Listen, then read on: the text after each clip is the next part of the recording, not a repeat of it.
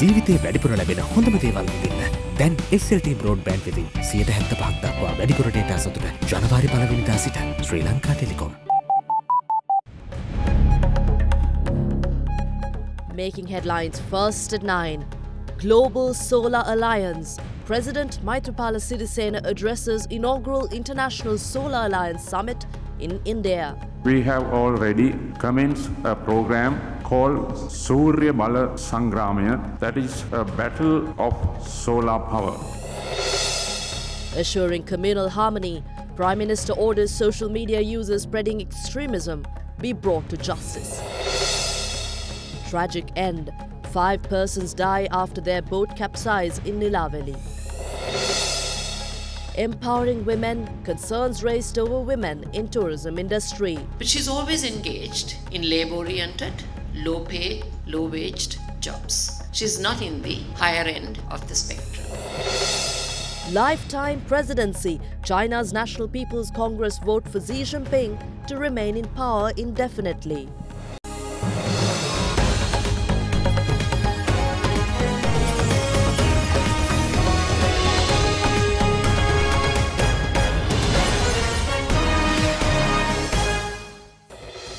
Good evening. As the path was cleared for China's President Xi Jinping to rule for life, Sri Lanka's President Maithripala Sirisena engaged in a state visit in India where a global lead was taken in solar and renewable energy resources. And tonight, we begin your broadcast with news from New Delhi. I'm Indivari Amwat. Well, President Maithripala Sirisena says Sri Lanka is already working on a solution for the energy crisis in the country with the commencement of the Surya Bala Sangramaya program, which will add some 1,000 megawatts of power to the national grid by year 2025. Addressing the founding conference of the International Solar Alliance Summit in New Delhi today, the President also expressed confidence that the alliance will provide successful solutions to create a cleaner and greener, healthy environment for generations to come. For India, the Solar Alliance is a major diplomatic achievement which saw heads of state and government from various countries, including French President Emmanuel Macron, in attendance. The International Solar Alliance Summit, comprising of 121 member nations, aims to exploit solar energy available to the participant countries and thereby reducing the dependence on fossil fuels. The summit of the alliance is being co-hosted by India and France. This year's summit is expected to kick off 24 projects in 14 member countries. Prime Minister Modi announced the hosting of the first summit by India during the World Economic Forum in Davos, Switzerland on the 30th of November in 2015. Came together and launched an international solar alliance. Addressing the first conference, President Maithripala Sirisena said Sri Lanka has already joined to create a greener world with the commencement of the Surya Bala Sangramaya program. May we now request His Excellency Mr. Maithripala Sirisena, President of the Democratic Socialist Republic of Sri Lanka, to kindly address the plenary.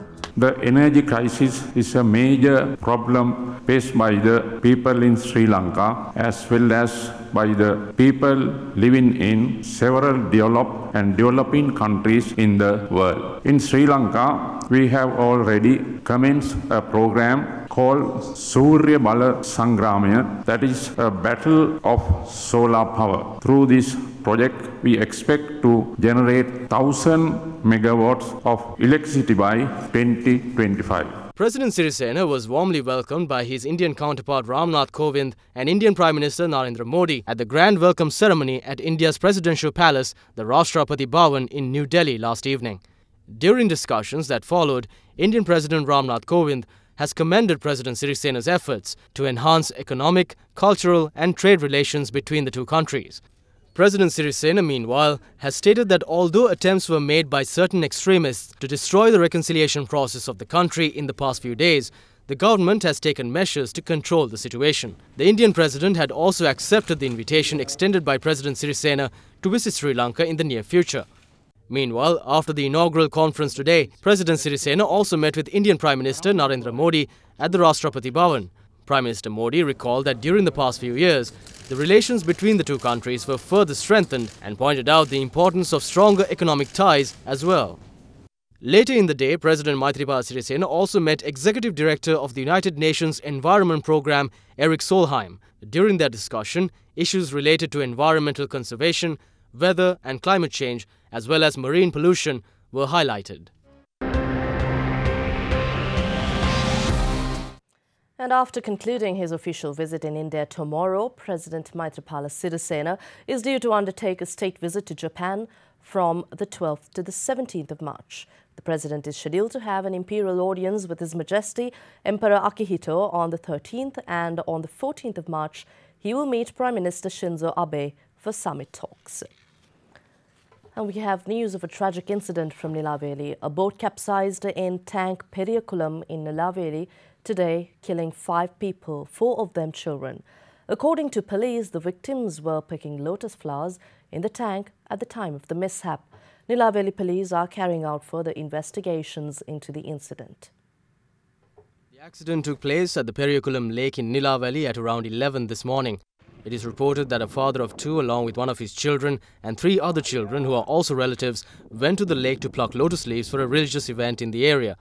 The boat capsized about 15 meters away from the bank of the tank, killing the 5 on board. Among the dead are 41-year-old Dharmalingam Sagadure and his 9-year-old daughter Sangadure Sangavi, 9-year-old K. Siraj, his 7-year-old brother Suresh Ugeshan and 7-year-old cousin Sungadan Dunavi were the other 3 children who were victims of this unfortunate tragedy. However, 6-year-old Sangadure Yadushika was rescued and following necessary treatment, she left the hospital. The victims are residents of Nilaveli in Trincomalee, and the bodies, which were initially at the Nilaveli Rural Hospital, were later handed over to their families after postmortems were conducted.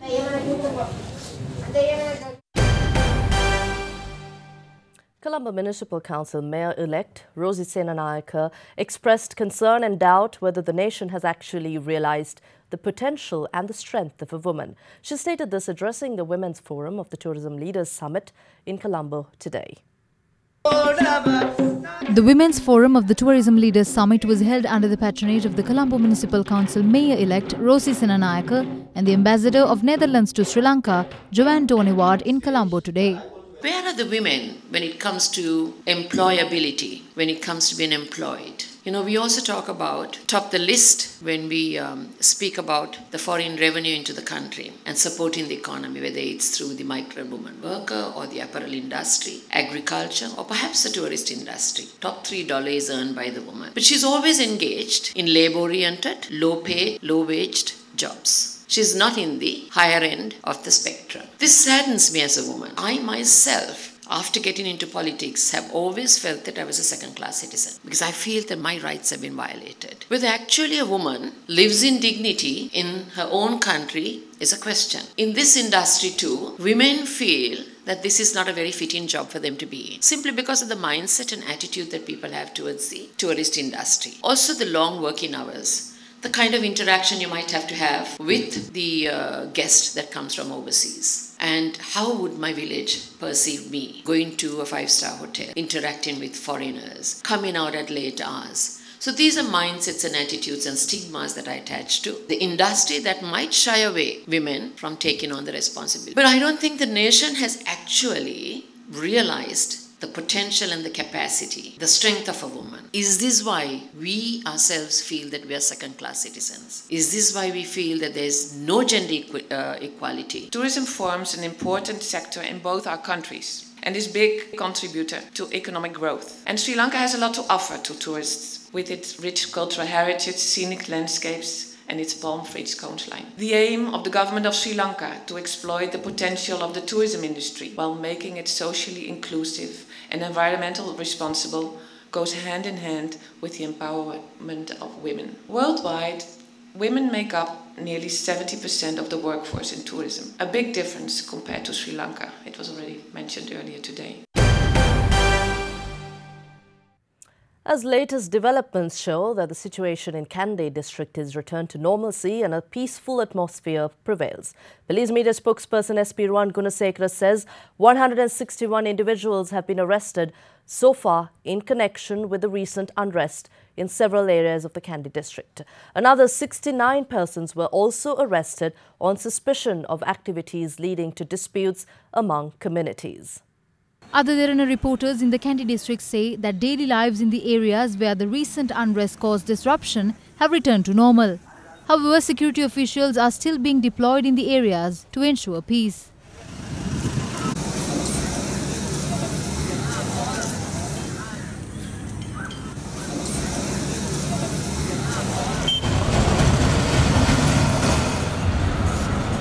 Meanwhile, all schools in the Kandy administrative district will reopen tomorrow.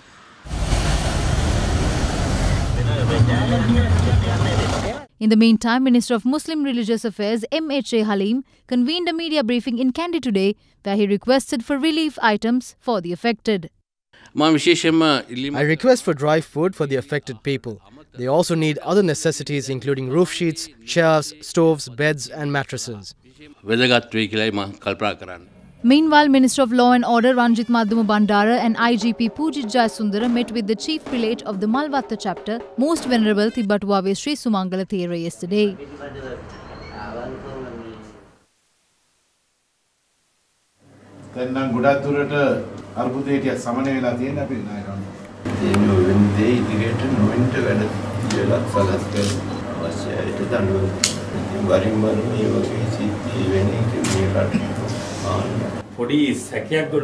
There were suspicions of this situation with the information we had been receiving. The situation got worse when parties from outside were aggravated following the death of the driver. We didn't realize this much of a crowd would gather. The state of emergency will be lifted by the 12th of March, but we have a responsibility to resolve the situation.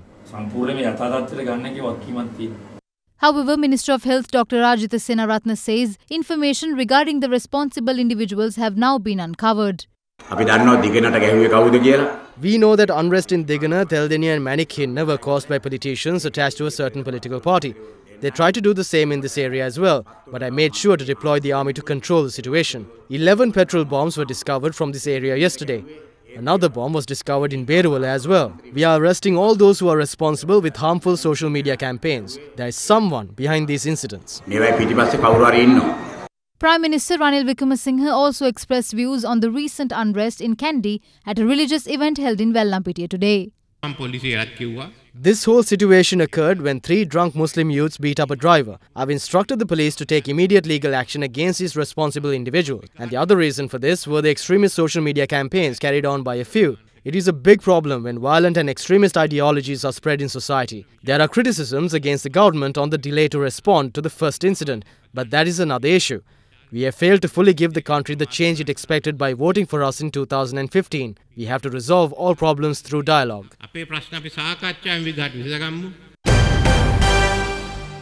Meanwhile, the police headquarters announced that 2 school students who were arrested over activities on the internet that could lead to disputes among communities. Meanwhile, the temporary ban imposed on various social media platforms, including Facebook, Viber and WhatsApp, has not yet been lifted. The ban was imposed due to the tense situation that erupted in Kandy.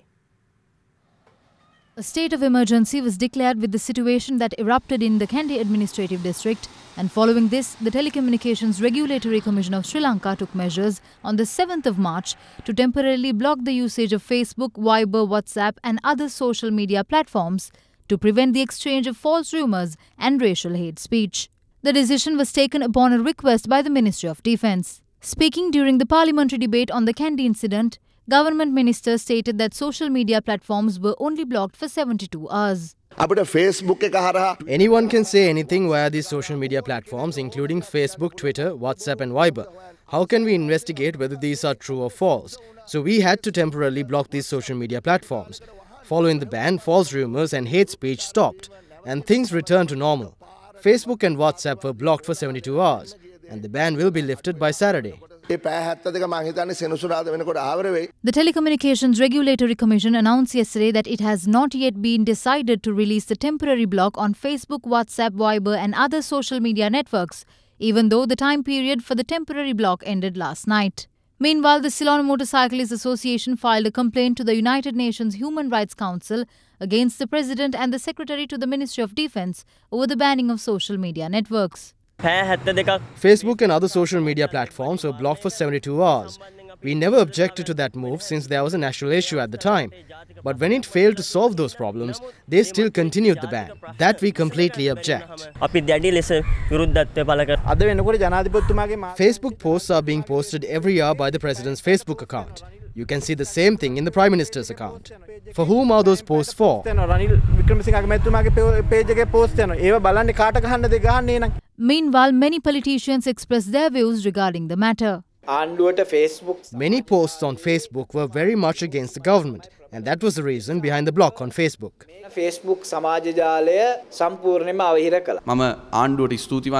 I thank the government for temporarily blocking the social media networks that contained false rumors. I consider this as a good move. Hatred was spilled through the internet, not only among adults but also among children. Hence, the government decided to temporarily block Facebook. Some want this ban to be lifted, while some don't. Developed countries have banned these social media platforms. We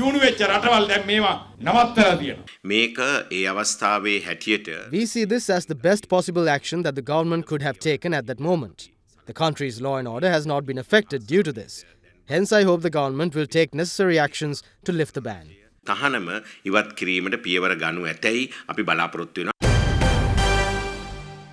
And addressing a religious ceremony in Alpitia today, former President Mahinda Rajapaksa said that a damaging image of Sri Lanka is being painted internationally and the people should be mindful of such conspiracies.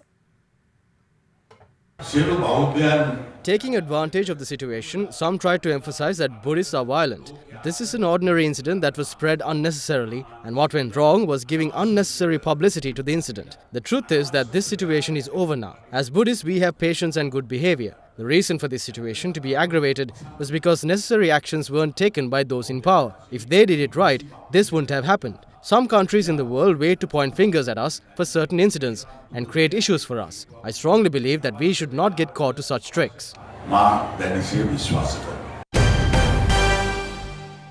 And now we take a look at a few other stories making news from across Sri Lanka. Residents of Morontuduwa engaged in a protest outside the area's police station today over the release of a suspect accused of child abuse allegations. The suspect was granted bail today by the Kalutara Magistrates Court. One died after a three-wheeler collided with a lorry in Kodagama last night. 4 others have been admitted to hospital after sustaining injuries.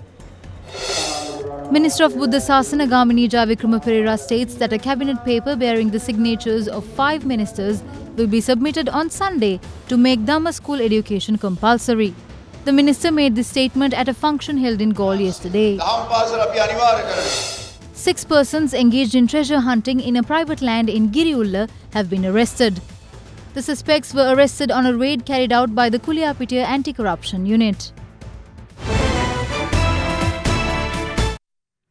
And the 4th phase of Dambadiva Vandana, organised by FM Derana, was launched today. The Dambadiva pilgrimage offers a chance to worship and experience the native place of Lord Buddha. Accordingly, a batch of 95 devotees who won the privilege to pay homage to the sacred site of Dambadiva left India this evening. Winners who gained the privilege to visit Dambadiva were selected from listeners of Damsaknada and Dahami Derana, broadcasted via FM Derana. The devotees will pay a 12-day visit to India and will receive the chance to pay homage to all places of worship. The 4th phase of the Dambadiva Vandana program was launched in line with the 9th anniversary of the #1 radio channel in Sri Lanka, FM Derana. The batch of 95 devotees reached Varanasi a few hours ago. You are watching Sri Lanka's award-winning news channel, Other Derana 24/7.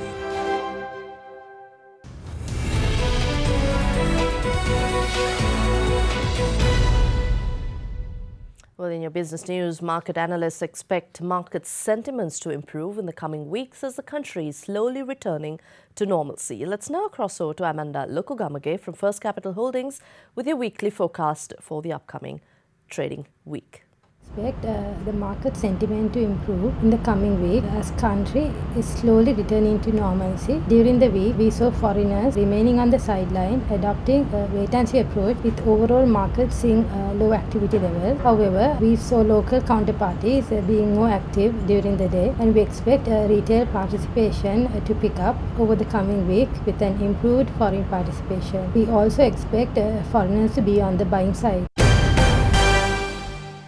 And in your international business news, world's largest steel and aluminium producer, China, says any trade war with the United States will only bring disaster to the world economy.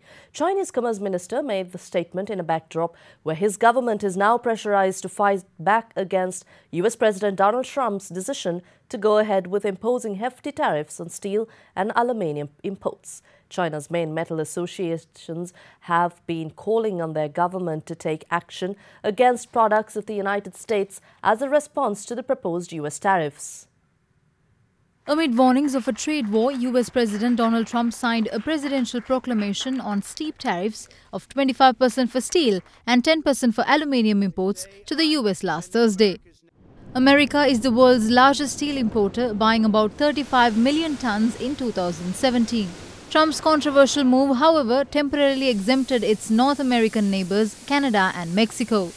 Yesterday, the European Union and Japan urged the United States to grant them exemptions from metal import tariffs, with Tokyo calling for claim-headed behavior.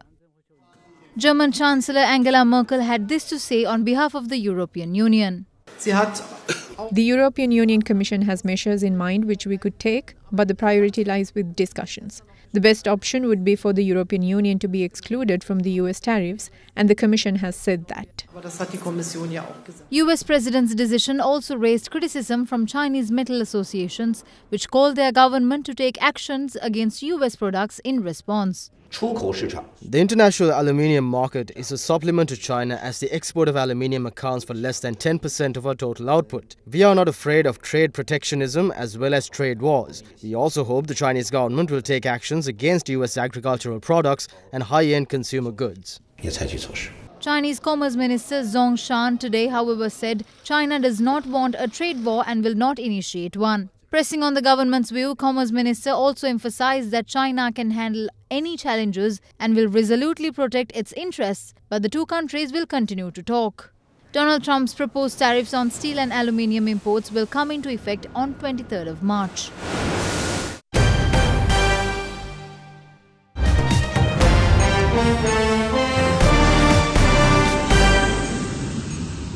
In your top international news, China has approved the removal of term limits for its leader in a move that effectively allows Xi Jinping to remain as president for life.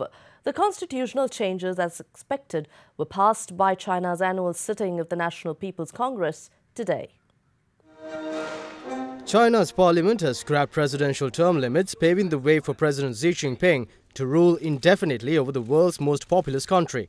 Out of 2,963 delegates at the annual session of the National People's Congress, 2,958 voted yes to changing the constitution today. 3 abstained and 2 voted against. The results were shown on a blue screen inside the cavernous Great Hall of the People. The move reverses the era of collective leadership and orderly succession that was promoted by late paramount leader Deng Xiaoping to ensure stability following the turbulent one-man rule of Communist China's founder Mao Zedong. The amendments also include inserting Xi's political theory into the constitution, a feat no other leader since Mao had managed while in office. Additionally, clauses were also included to give a legal framework to a new super anti-corruption department.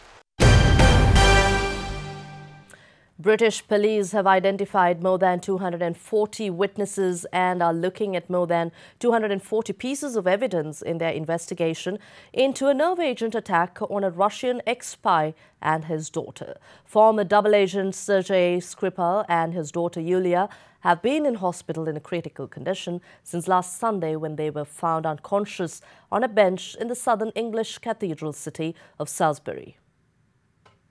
More than 240 witnesses have been identified as police investigate the Russian ex-spy poisoning at speed. The investigation into the attempted murder of Sergei Skripal and his daughter Yulia is now in its 6th day.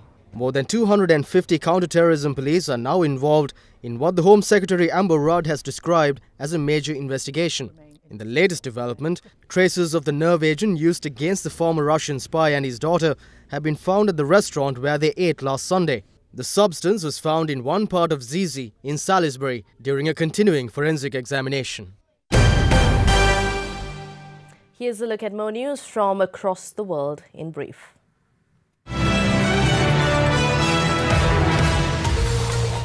The Syrian army intensified its onslaught in eastern Ghouta yesterday as video posted to the internet purported to show new military strikes and rescues being carried out in their aftermath. The relentless 3-week assault has captured about half its area and killed 976 people. Polling kicked off across Hong Kong in crucial by-elections today, with opposition Democrats urging the city's 2.1 million eligible voters to cast protest ballots against perceived meddling from China's Communist Party rulers. The by-elections will fill 4 legislative council seats. Japan marked the 7th anniversary of a deadly earthquake and tsunami today, which killed almost 15,000 people and triggered an unprecedented nuclear meltdown, rendering some lands uninhabitable. Representatives from Iwate, Miyagi and Fukushima prefectures shared their experiences of surviving the disaster and remembering family members they lost that day. China started a test of a new 350 km/h 16-carriage Fuxing train yesterday. The new train measures 415 meters long with 16 carriages, twice as long as the current ones, and it can carry 1,100 passengers.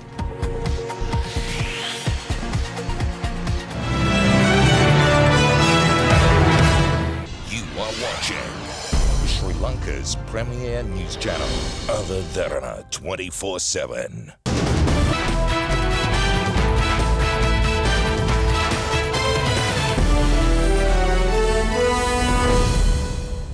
In sports, we start off with yesterday's match. The ICC issued a 2-match suspension today against captain Dinesh Chandimal as Sri Lanka failed to, due to a slow over rate in the allotted time during the 3rd match of the Nidahas Trophy 2018. Bangladesh beat Sri Lanka by 5 wickets in the 3rd game of the Nidahas Trophy in Colombo yesterday.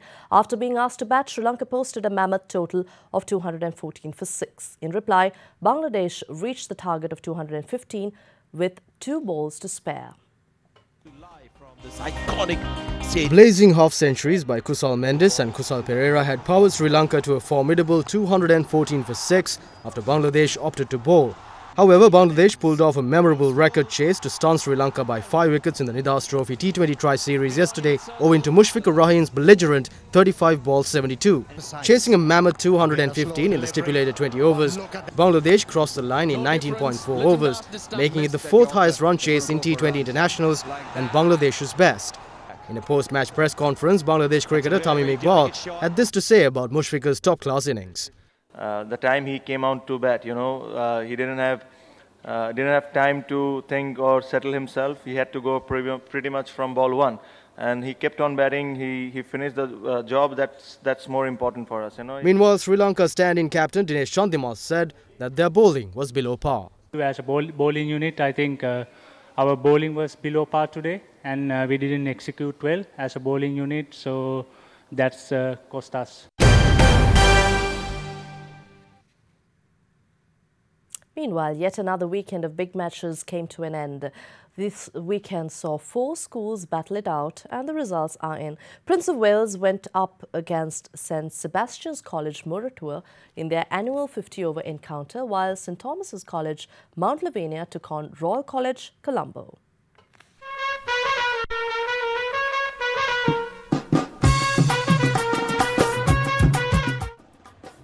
It was a limited overs encounter between Prince of Wales and St Sebastian's College, Muratua today, dubbed the 68th Battle of the Goals. Prince of Wales scored 163 for 9 in their allotted 50 overs. In reply, the Sebastianites, needing only 164 to win, got to their target in only 46.1 overs with 4 wickets to spare.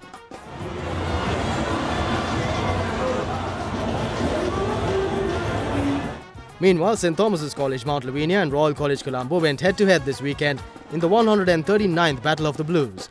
St Thomas's College were able to muster up a score of 227 for the loss of 6 wickets before they declared. In reply, Royal College managed to hold out their nerve throughout day 3, and in the end the match ended in a draw with Royal College's final score at close of play stood at 143 for 6.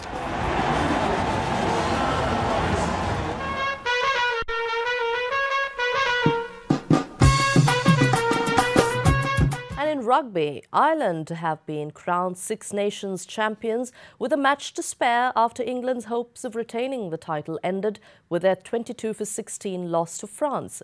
Ireland's earlier 28 for 8 win over Scotland and left England needing a bonus point victory in Paris to keep their title hopes alive.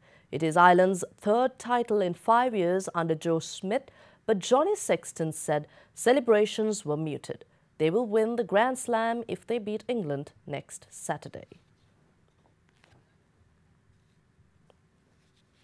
And we move on to take a look at the weather forecast for your next 24 hours with Shanila Fernando.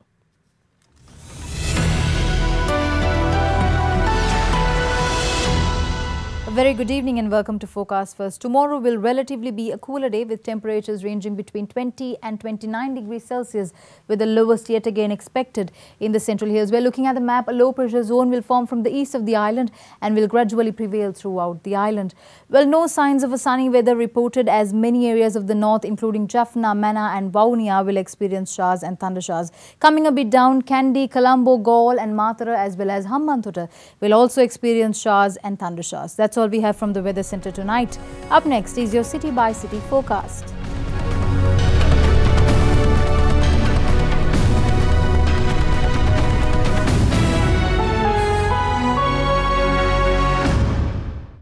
That's all from the Other Derana News Centre for tonight. But before we go, as usual, we'd like to leave you with some visuals, and we take you to ancient Fengshan, a village in central China which used to see and be a frontier town.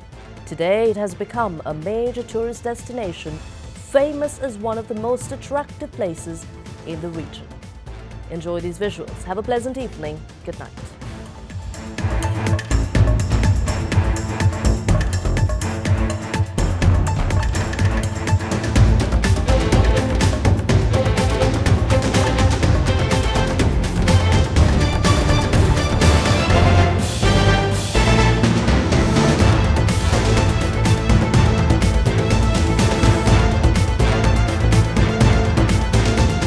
Bringing you the news and information 24 hours a day. This is Sri Lanka's premier news channel, Other Derana 24/7.